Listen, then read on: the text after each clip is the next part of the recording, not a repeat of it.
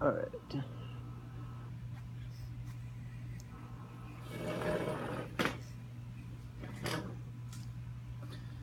Okay, so wrapped up now. It's the day after the Vipassana meditation. I'm sitting here with Danny, my friend that I met at the meditation retreat, which is in North Fork, and we're in Fresno right now at Danny's house.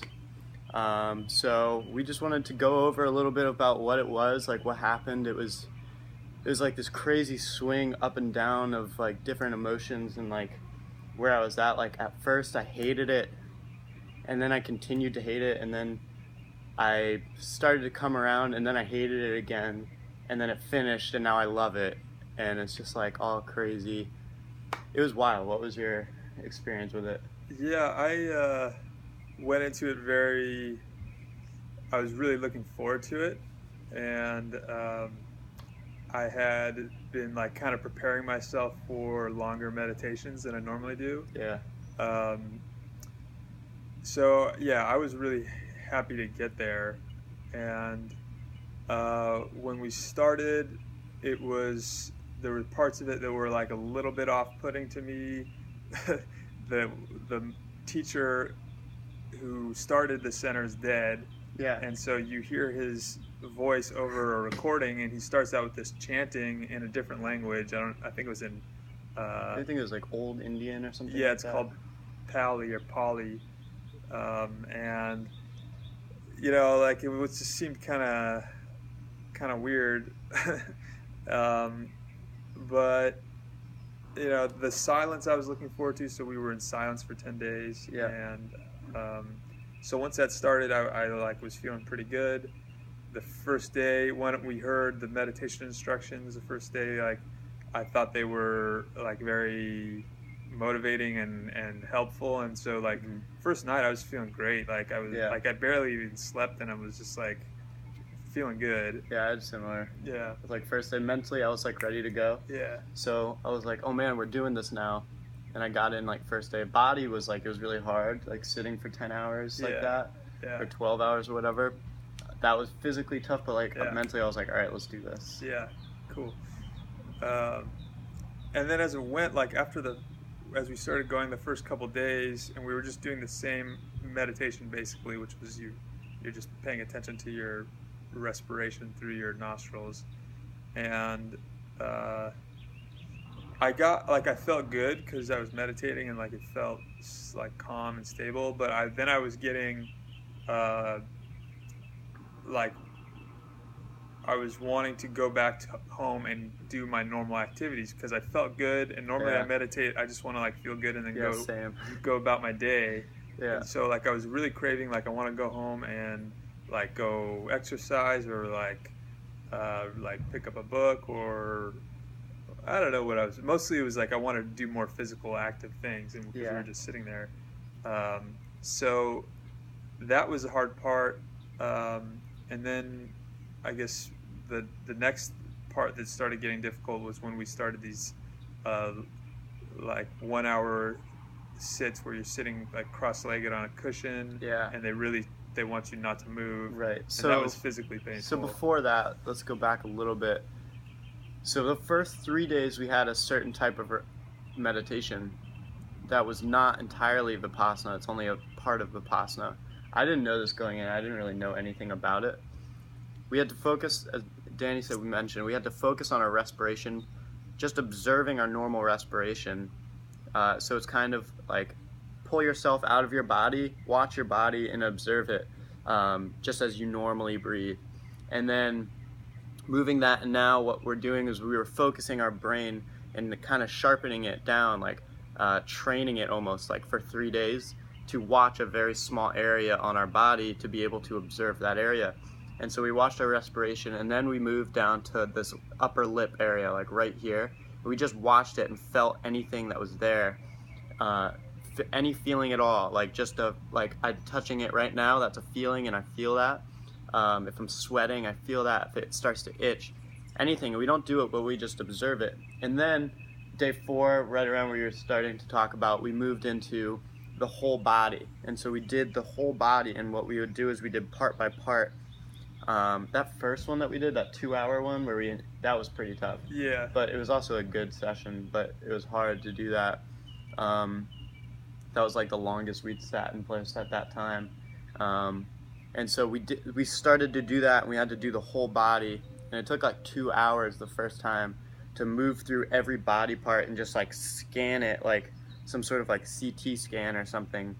And you're just moving over your body parts, picturing them, feeling them, but not doing anything, just observing them. Yeah. Well, by picturing, you don't mean like you're not imagining the spot. You're moving your attention, your Right. focus, and it's like Yeah. it's like lit up in your Yeah. mind. Like you could feel that Yeah. whole area and have a sense of it, Yeah. what's happening there. So the first 3 days were like terrible. I think unanimously Yeah, they were of the terrible. new meditation. Yeah. I'm Yeah. not going to say they were terrible. They had moments of like very intense pain and where was like mentally suffering because I really couldn't handle that pain very well. Yeah. But also like I felt really elated when they were done. Like I really felt like I had accomplished something and was Hmm. like getting better, like really making progress. So that was my experience. I wouldn't say that they were. It wasn't like torture the whole time. It was just like that there was these very intense experiences that Yeah. were scary at first.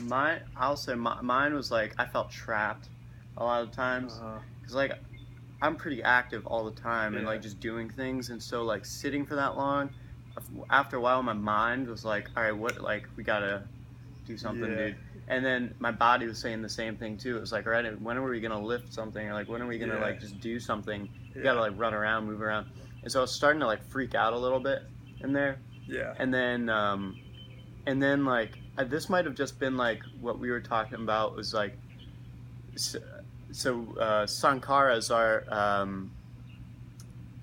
like, how would you explain it briefly? Sankaras are basically like these old uh, these habit patterns that we Yeah. have that lead us towards any sort of craving that we have in our life. And if there's an imbalance with those cravings of habit patterns, um, then or habit patterns towards these cravings, then it throws off our balance of life, right? So if I'm addicted to cigarettes, then like I'm not going to be able to work without cigarettes, and if I don't have it, now it's a crutch, right? So a sankara is like this craving, this addiction to craving, and I think on some level, um, I like started to doubt the whole meditation. I was like, oh, they're gonna keep me trapped in here. I think, and I think that was like my cravings coming out for like I gotta move, I gotta eat, I gotta do Your something. past life, the way Right. you normally live, your being was craving that, Yeah. Yeah. and Totally. yeah, and that's produces all those thoughts, all those rationalizations for like, oh, Right. I need to get going. Yeah. This is bullshit, or Yeah. like I'm looking for all these This is reasons why not it's good for me. Yeah, exactly. Yeah. And if the key is like if you can stay attentive to that whole process and not fall into it for too long, is that it passes and you get Yeah. through it, and then you're like have this new capacity to do things that you hadn't done in the past. You get free from your past. So. Right. So the end goal is of this whole meditation is, and I didn't understand this fully going in, but that whole goal is basically like habit changing, which is really fascinating. You can kind of go down to your root level of like who you are, and observe what your cravings and your habits are, and then choose to change them by not following those cravings. Yeah, you don't even have to do anything different other than observe. Right. So, And it's not yeah. like, okay, I want to stop smoking cigarettes, so I'm going to go and exercise 3 times a day and fill my time with this to like try to change that habit pattern. But it's not that at all. It's what you're doing is you're kind of like leaning into this craving that you're having and saying like you like just because you exist doesn't mean that I have to follow you, essentially. And it's really interesting to go through that. And so that was what the remaining 7 days was. So first 3 days we were kind of like sharpening the blade of our mind to watch a certain area, and then the last 7 days was scanning our body and observing these certain pain, like a lot of pain and uncomfort that we were having in certain areas and observing what those were. And almost every single time, those were attached to some sort of craving in some way. Like for me, I had immense tightness in my hips, and by day 4 or 5, I kept thinking about like different, like just sexual thoughts. And then um, and for me, like just on my past history and stuff like that, um, it was, I connected the dots only afterwards. Um, but at one point, tightness in my hips just kind of vanished like smoke. It was in pain for like, so as Danny said, we had to do these hour sits, sit for an hour in one position, and we couldn't move our hands, couldn't open our eyes, and we couldn't open our legs at all. And we were sitting cross-legged on the floor. And after like 30, 45 minutes, you start cramping up like really bad. And I had this pain, really intense pain in my hips because they were so tight. And after about 30 to 45 minutes, I just kept watching it, and then, boom, like smoke, it vanished. Like it was gone, and my leg was numb the whole time. And once that smoke it vanished, I felt the blood just kind of rush through my leg. It was a Yeah. really cool feeling. Yeah, it's like this release. Like you get all these. It's like tightening and then release, and Yeah. like it's interesting. Like it's just as interesting. Yeah. Yeah. And so a lot of the time, the connection between the thoughts and the physical pain is the thoughts are the manifestation of this craving that's trying to distract you from curing your pain, oftentimes. And I connected those dots afterwards. And it sounds kind of like crazy if you've never experienced this or never have heard about it, but it's really something to be experienced. Like, if you have never done it before, the teacher was, his name, the guy, he's dead, but his name's Goenka. He's this Indian guy, and he says that you can intellectualize, all you want, but that doesn't mean you necessarily understand. You have to like experience it to really understand it. And it was really neat to be able to see like certain habit patterns, or like even on a small tiny level, see certain things go away, or see yourself try to distract yourself Yeah. to not cure something. I saw that at the end. Did you see that at all? Yeah. That I mean, that's most of it. Is well. Well, I connected the dots at the end, you know what I mean? Yeah. Yeah. Yeah. I would just describe it a little different. It's not like I'm actively trying to distract myself. It's just that distraction just occurs. Like I Yeah. just find myself in it, and you only can do what you can do. Like when you're starting out, my capacity to pay attention was limited, so I Yeah. was spending a lot of time in that.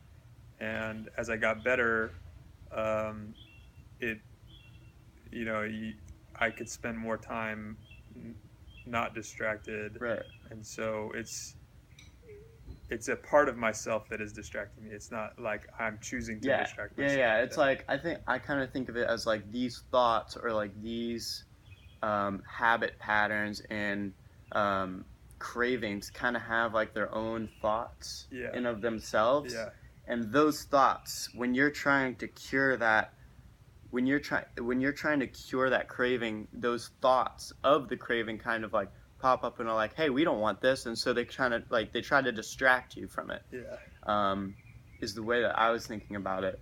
And it's like I didn't connect those in the beginning, but then I saw it at the end yeah, after we began talking with everybody. yeah, Um, and then I was like, oh, that's neat. And then on the last day, I saw it happen, and I was like, oh, I see you, bitch.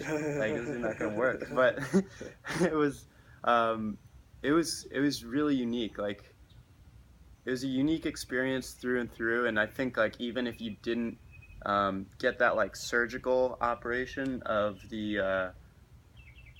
like the habit pattern changing, there's still a lot of benefits that come from from doing this. Um, I did a totally clean month of July, like completely clean of any sort of like drugs or alcohol. I didn't do, or for 10 days, we didn't say anything to anybody. Um, we, we had to follow a strict schedule, up at 4 a.m., followed schedule to the hour every hour. sleep by 9 a.m., get up, do the same thing, sit for 12 hours a day. It's like a lot of discipline. And so even if you're not getting, um, these like habit pattern changing benefits, because it's hard to do that your first time, it's not going to work like that. But there's still so many benefits that I got out of it, and just appreciation for so much that we have around us. Yeah, yeah. I would second all that. I I don't know. I wouldn't recommend it to everyone because there are cases where people like get really frustrated and they end up leaving or whatever. Yeah, So, you know, it I think if you have like a if you're like really clear, you have an honest desire, you're excited to go, yeah, it's just like a great thing. Like definitely do it. yeah, And even if you're like if you want to go but you don't think you can do it, like you probably can. yeah, So, but if you're really uncertain about it, then don't you do something lighter to begin with. Like if you're interested in meditation or hmm um, it's because I mean it was definitely a challenge. It's really challenging. It's hard and yeah. It but was, that's the whole it value was of it. also really good for mental toughness. Right. Um, like those 1 hour sits they were tough. Yeah. And one of the things that I really like about wrestling, um, like the sport, high school wrestling, college wrestling, is that it trains kids to be mentally tough. Uh-huh. And you don't really get that everywhere right now in society. Right. It's you can kind of like What? float. Why does wrestling do that? I've never wrestled. It's Don't know super anything about just it. like it's like it's so tough. Like it's just it's like one of the hardest sports, if not like the hardest sport, just because like it's just all about grinding and like Uh-huh. just brutal workouts, I and didn't know like that. you're literally grappling with another human being, like Yeah. head to head, like trying to throw each other to the ground. Yeah. It's like I mean, it's in high schools and it's in middle schools, but it's like if you kind of think about it, it's like Sparta in some sense, where you guys are like training and now Yeah. it's just you and your bodies, and you're trying to throw the other guy to the floor. And it's just a really brutal sport, and the training is more brutal than anything else. Did you do it in high school or outside of high No, school I or didn't what? do it in high school. I did martial arts Right. after high school, and so like mixed martial arts and like MMA, and so we were doing wrestling and mixed with jiu-jitsu and stuff like that. Okay. But my brothers and my friends in high school wrestled, but I never was in it in high school. That's interesting because Plato was like a really good wrestler, Yeah, yeah. apparently. So So was he was Theodore pretty. Roosevelt actually too. Those are some mentally tough people there. Yeah. So it was really great for mental toughness. It was like, we don't get trained in mental toughness all the time, unless you really go out of your way to do it. Yeah. So that's why I like wrestling. One of the reasons why I like wrestling, but also this was another ancillary benefit of this, was that it forces you to be mentally strong. Like you have to be mentally strong throughout this to stay disciplined through all of the precepts that you have to accept. And that was really great. And that is just, that alone will apply to your life in a beneficial way. Yeah. Precepts are like just like rules of how you're gonna live while you're there. Yeah. So if you were to give like a couple tips of advice to anybody who's thinking about going, what would you say to them?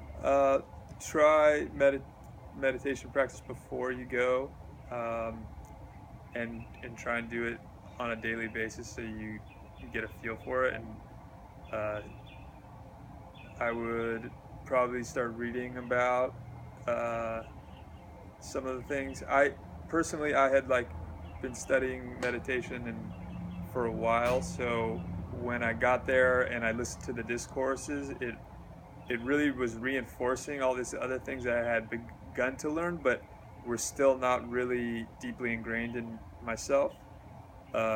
So I would definitely start as soon as you decide you want to do something like this.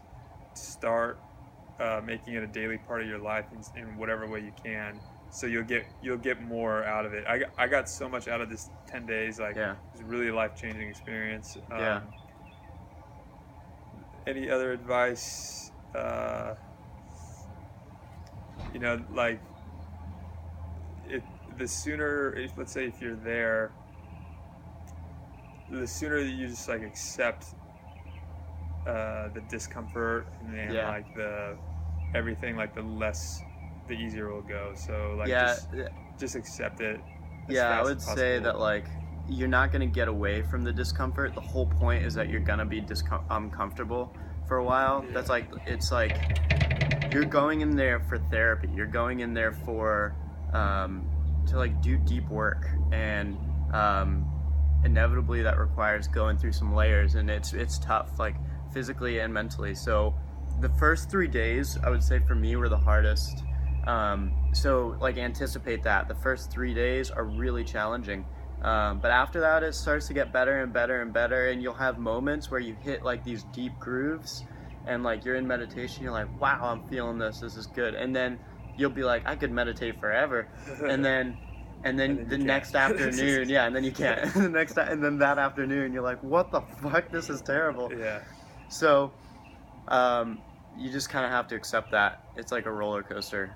And outside of that, anything Yeah. come to mind? One other thing, if you specifically go on like a Goenka retreat or any other retreat, is that during your break, if you get an opportunity to do like some chores or something, it's like that was something that I discovered was really Yeah, helpful, because they'll have like chores that you can do if you want to help out, yeah. and It feels good to help, and it also I felt like just moving around. active. Yeah, Yeah, like doing something a little more active was really yeah, refreshing. yeah. But I think that's all I have to say. Cool, Yeah. awesome, man. All right. Well, cheers, guys.